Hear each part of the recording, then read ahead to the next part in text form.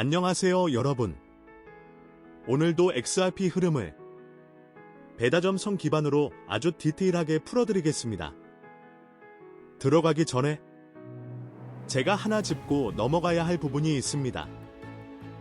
이건 사실 제가 너무 당연하게 알고 있어서 그동안 굳이 설명을 안 드렸던 부분인데, 얼마 전에 어떤 구독자분 댓글을 보고 이걸 내가 말 안 했구나 하고 좀 스스로 놀랐습니다. 약간 이런 느낌이에요. 우리가 공기 마시면서 살지만 산소가 얼마나 중요한지 평소엔 전혀 의식 안 하다가 갑자기 숨 막히는 상황 오면 그제서야 이게 진짜 중요했구나 느끼는 것처럼요. 저한테는 이게 너무 기본이라 생략했던 부분인데, 구독자분 입장에서는 충분히 헷갈릴 수 있는 포인트였습니다. 그래서 오늘은 그걸 확실히 짚고 가겠습니다. 배다점성 기반 시간 분석은 정확한 시각을 맞추는 도구가 아닙니다. 이건 굉장히 중요합니다. 우리가 보는 것, 특정 시간대에 어떤 에너지가 강해지느냐, 어느 방향의 힘이 우세해지느냐, 이 흐름입니다. 그래서 실제 차트에서는 1시간 정도 빠르게 반응할 수도 있고 한두 시간 늦게 반응할 수도 있습니다. 이걸 저는 시간 오차라고 표현합니다. 근데 이게 틀린 게 아니라 에너지는 먼저 바뀌고 가격은 그걸 따라오는 구조입니다. 그래서 왜 8시라 했는데 9시에 움직이냐? 이게 아니라 8시부터 에너지가 바뀌었고 시장은 그걸 반영하는데 시간이 걸린다. 이렇게 이해하셔야 정확합니다. 3월 21일 흐름은 전일 강한 움직임 이후 자연스럽게 이어지는 구조가 아닙니다. 오히려 에너지가 한번 소모된 상태에서 그 반작용이 올라오는 흐름에 가깝습니다.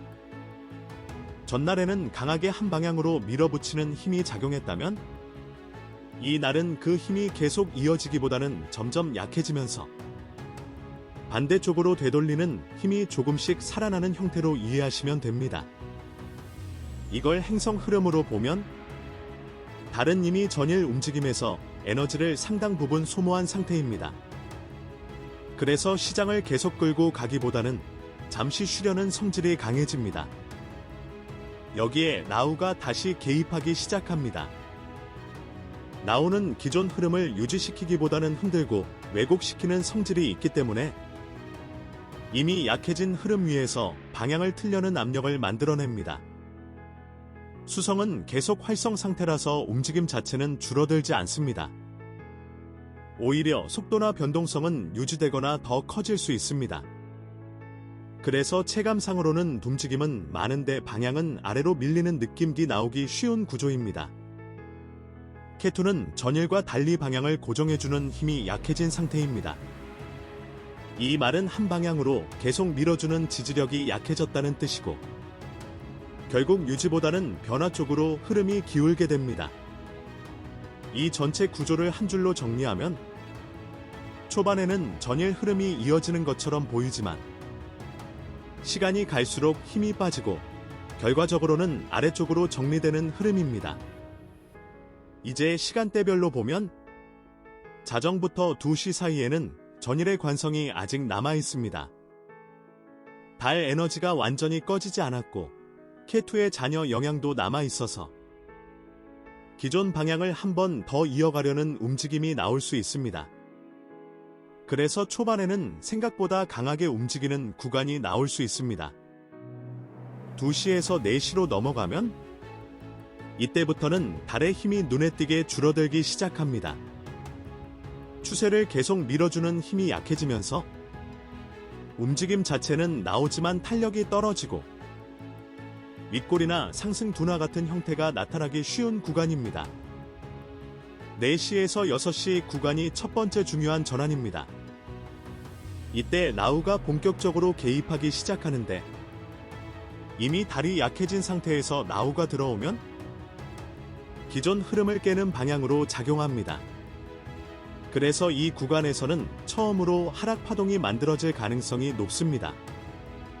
6시에서 8시 구간은 많은 사람들이 헷갈리는 구간입니다. 수성과 나우가 같이 작용하면서 변동성이 크게 올라가는데 이때 반등처럼 보이는 움직임이 나올 수 있습니다. 하지만 구조적으로 보면 이건 새로운 상승이 아니라 하락 과정 안에서 나타나는 흔들림에 가깝습니다. 8시에서 10시 구간이 핵심입니다. 이때는 나우 영향이 더 뚜렷해지고 달은 이미 충분히 약해진 상태이며 K2의 방향 고정력도 거의 작용하지 않습니다. 그래서 시장이 한쪽으로 기울기 시작하는데 이날 구조에서는 아래쪽 압력이 점점 더 분명하게 드러나는 흐름입니다. 10시에서 12시 구간은 이미 방향이 만들어진 이유입니다. 수성이 계속 작용하면서 한번 기울어진 흐름을 더 확장시키는 역할을 합니다.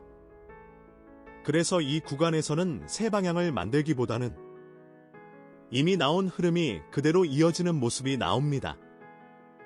12시에서 14시 사이에는 잠깐 균형이 맞춰지는 구간이 나옵니다.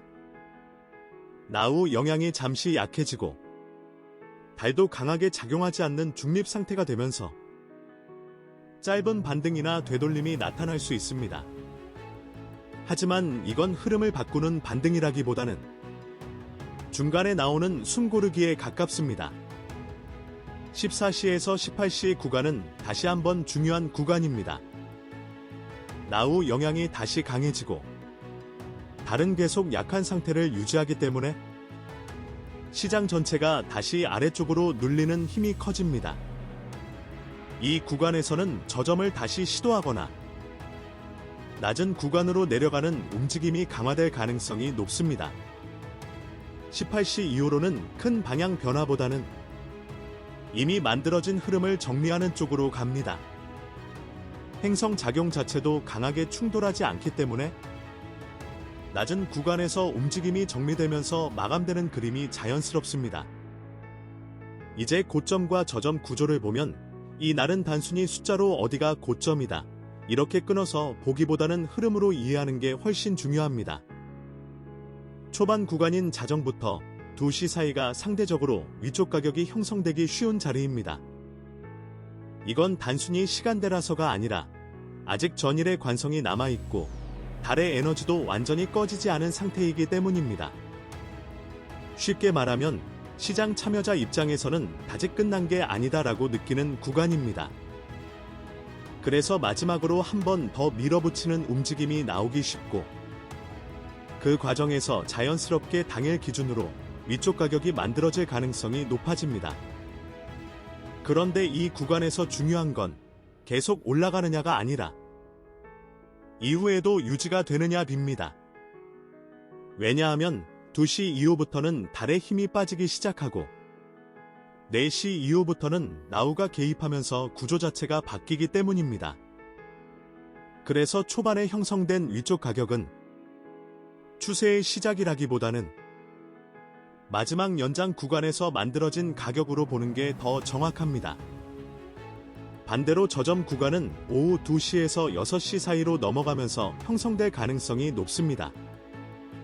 이건 단순히 시간이 지나서 내려온 게 아니라 구조적으로 라우 영향이 다시 강해지고 달은 계속 약한 상태를 유지하기 때문입니다.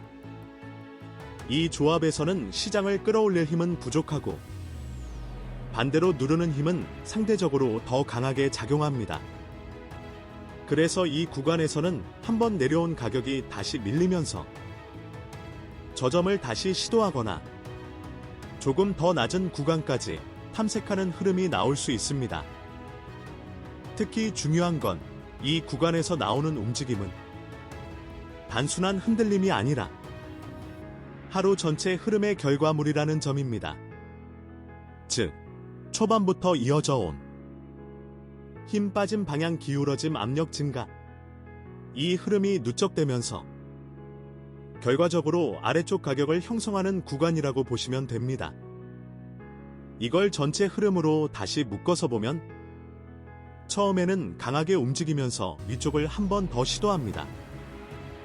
하지만 그 힘이 오래 유지되지는 못하고 시간이 지나면서 점점 탄력이 줄어듭니다. 그리고 어느 순간부터는 버티는 흐름이 아니라 밀리는 흐름으로 바뀌게 됩니다. 중간중간 반등처럼 보이는 움직임이 나오더라도 그건 방향을 바꾸는 힘이라기보다는 내려가는 과정에서 나타나는 일시적인 되돌림에 가깝습니다. 그래서 중요한 건 반등이 나오느냐 안 나오느냐가 아니라 반등 이후에 다시 밀리느냐입니다. 이날 구조에서는 반등 이후 다시 눌리는 흐름이 자연스럽게 이어지는 쪽에 가깝습니다. 마지막 구간으로 가면 이미 큰 방향은 어느 정도 정리된 상태입니다. 그래서 새로운 움직임이 나오기보다는 낮은 구간에서 에너지를 정리하면서 마감하는 흐름이 만들어질 가능성이 높습니다. 이걸 한 문장으로 정리하면 초반에는 위쪽을 한 번 더 시도하면서 상대적으로 높은 가격을 만들고 이후에는 힘이 점점 빠지면서 중간 변동을 거쳐 결국 아래쪽에서 하루를 정리하는 흐름입니다. 여기까지입니다. 오늘 내용은 단순히 방향 맞추는 분석이 아니라 언제 의심해야 하고 언제 확신해야 하는지 이걸 잡는 데 핵심이었습니다. 이 구조가 익숙해지면 차트를 볼 때 쓸데없는 흔들림에 거의 안 속게 됩니다. 그리고 항상 말씀드리지만 이건 예측이 아니라 흐름을 읽는 도구입니다. 그래서 맞고 틀리고가 아니라 어디서 판단해야 하는지 그 기준을 가져가는 게 더 중요합니다. 오늘도 끝까지 보셨다면 이미 상위 5% 안쪽입니다. 진짜 중요한 건 이걸 반복해서 자기 걸로 만드는 겁니다. 도움 되셨다면 구독, 좋아요 한 번씩 부탁드리고 다음 분석에서 더 깊게 이어가겠습니다.